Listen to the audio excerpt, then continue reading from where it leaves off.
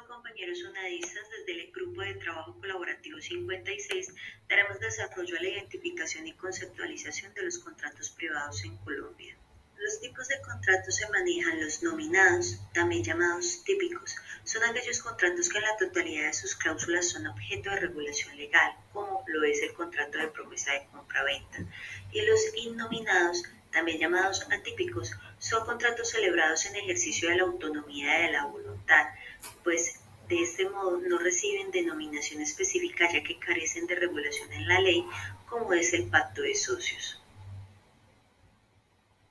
La clasificación de los contratos se da según la especialidad. Según el Código Civil colombiano, encontramos los contratos unilaterales, donde se genera una obligación a una de las partes como un contrato de préstamo. En el bilateral, las partes contratantes se obligan recíprocamente, como en el caso de las compraventas. Están los contratos gratuitos, es cuando se tiene por objeto la utilidad de solo una de las partes, en el caso, por ejemplo, de las donaciones, y oneroso, donde la utilidad se genera de manera recíproca, como en los contratos de arrendamiento. Está el conmutativo, que se conoce desde la celebración del contrato las obligaciones de las partes, y el aleatorio, donde la ganancia o la pérdida es completamente indeterminable. Por parte del contrato principal surge de manera independiente y el accesorio es referido a otro contrato de una manera conectada para poder funcionar, como es el caso de las garantías. El contrato real debe acompañarse de la entrega de una cosa. El solemne necesita de ciertos aspectos que dicta la ley, como en el caso de las hipotecas, y el consensual se celebra con la manifestación de voluntad, como lo es en un contrato de trabajo. Ya según el contrato comercial, según el Código de Comercio de Colombia, esto es un acuerdo entre personas físicas o jurídicas que estructura la relación comercial, brindando cierta relevancia para la negociación de los proveedores y los clientes. Para este caso encontramos los contratos de compra-venta, el contrato de promesa de compra-venta, el contrato de permuta, el contrato de comodato. Ya en cuanto a los contratos laborales, estos según el Código Sustantivo de Trabajo, se preside de un acuerdo entre el aspirante y el empleador donde se establecen las condiciones salariales y las técnicas frente a este cargo.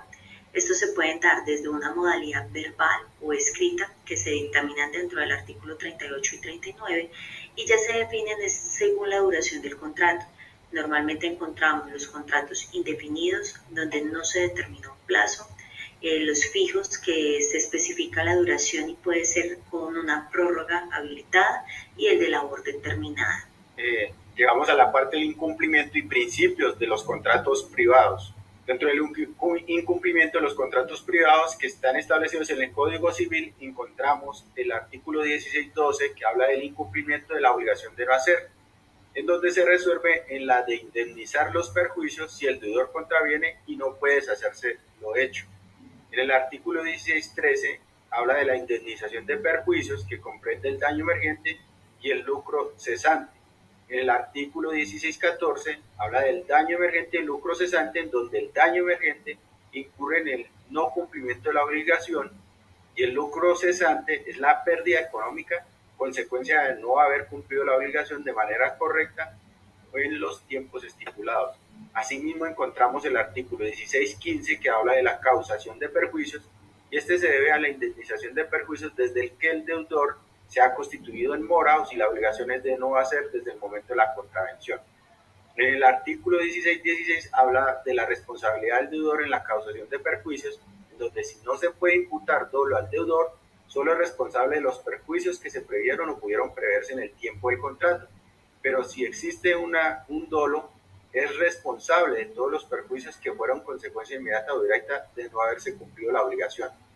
En el artículo 16.17 habla de la indemnización por mora en obligaciones de dinero, la cual está sujeta a la siguiente regla. Se siguen debiendo los intereses legales, este se fija en 6% anual, el acreedor no se obliga a justificar perjuicios cuando solo cobra intereses y los intereses por fuera de tiempo no producen más intereses.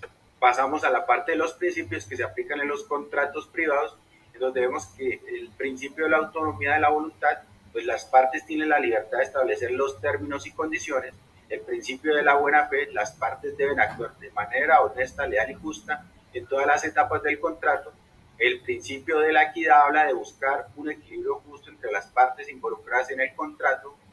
Asimismo, encontramos el principio de la legalidad, donde los contratos privados deben cumplir con la ley y regulaciones aplicables. Esto implica cláusulas y condiciones del contrato que no deben ser contrarias a la ley. El principio de la obligatoriedad, donde las partes están obligadas a cumplir las cláusulas y condiciones del contrato una vez lo hayan celebrado. Y el principio de la consensualidad, donde es válido obligatorio el contrato si las partes han dado su consentimiento de manera voluntaria y consciente a las obligaciones y términos establecidos. Hola, recordemos que el lucro cesante y el daño emergente son dos conceptos jurídicos relevantes en materia de responsabilidad civil. Se utilizan para cuantificar los perjuicios económicos causados por un hecho dañoso. A pesar de que están relacionados, presentan diferencias significativas y es fundamental su comprensión. Miremos, el lucro cesante es un daño futuro incierto y el daño emergente es un daño presente y cierto. Esa es su naturaleza. ¿Cómo se realiza su cálculo, su cuantificación? La estimación en el lucro cesante se basa en pruebas y presunciones. En el daño emergente, su cuantificación es exacta y demostrable.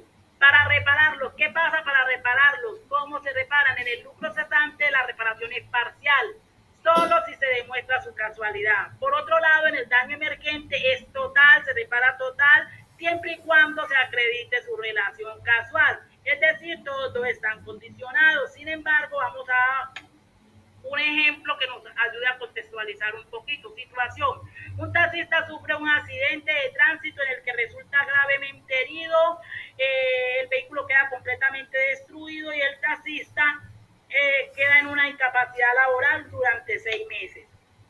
Entonces, en el análisis de este caso encontramos unos daños emergentes, que son unos daños que son reales, que son del acontecimiento, ¿cierto? Encontramos un lucro cesante que es a futuro porque va a existir una pérdida a futuro, ¿cierto? Entonces, miremos, como conclusión tenemos que en este caso las víctimas han sufrido tanto daño emergente como lucro cesante. El daño emergente, ¿qué constituye? Constituye las pérdidas concretas y que son demostrables. ¿Cuál es? El gasto médico, los gastos médicos y la reparación del vehículo. En el lucro cesante, por otro lado, ¿a qué se refiere? ¿Qué constituye? Dijimos que era a futuro. ¿Qué son las ganancias que el taxista dejará o dejó de percibir durante el accidente? ¿Durante qué tanto tiempo? Los 6 meses que ha estado sin hacer nada o que no va a hacer nada. Y asimismo se suma a futuro si esto le deja alguna secuela y un impedimento que disminuya su capacidad laboral y asimismo va a disminuir sus ingresos, ¿cierto? Bueno, eso por ese lado. Pasemos a hablar de responsabilidad civil. ¿Qué es la responsabilidad civil? Un conjunto de normas jurídicas que busca reparar los daños causados de una persona a otra. ¿Para qué y cómo surge? Surge como una herramienta jurídica para garantizar la protección de los derechos de las personas y la reparación de los perjuicios ocasionados por acciones u omisiones ajenas. Se divide en dos ramas: la responsabilidad civil contractual y la responsabilidad civil extracontractual. La responsabilidad civil contractual surge por el incumplimiento de un contrato válido y exigible. Se genera cuando una de las dos partes incumplen el contrato con sus obligaciones, las obligaciones que se comprometió a realizar, y causa un daño a la otra parte. En la responsabilidad civil extracontractual surge como un hecho ilícito, es decir, un acto que causa un daño a otra persona sin que exista ningún contrato firmado entre ellas, ¿cierto?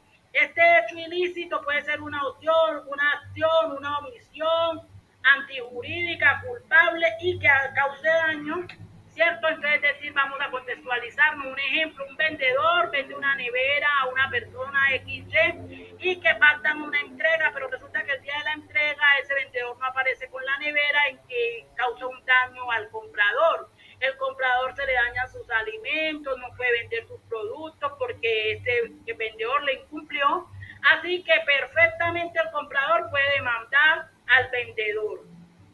La indemnización debe incluir tanto el costo de los alimentos dañados, que sería el daño emergente, como el lucro cesante derivado por la imposibilidad de vender los productos, porque total y definitivamente él no va a poder venderlos, ¿cierto? Ese sería en el caso contractual. En el caso extracontractual, una persona que conduce un vehículo por la calle atropella un peatón que va normalmente en su vía por imprudencia.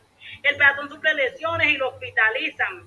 El peatón puede perfectamente demandar al conductor por responsabilidad extracontractual para que le repare el daño causado, incluyendo los gastos médicos que se debían, el daño emergente y el lucro cesante por la incapacidad que él va a tener para trabajar.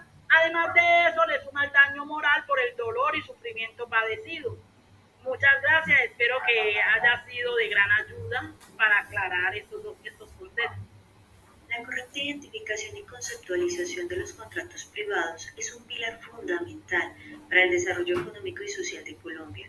Un marco legal claro y preciso en materia contractual permite fomentar la confianza, seguridad jurídica y la eficiencia en las relaciones entre las partes, impulsando el crecimiento no solo económico, sino el bienestar general de la sociedad.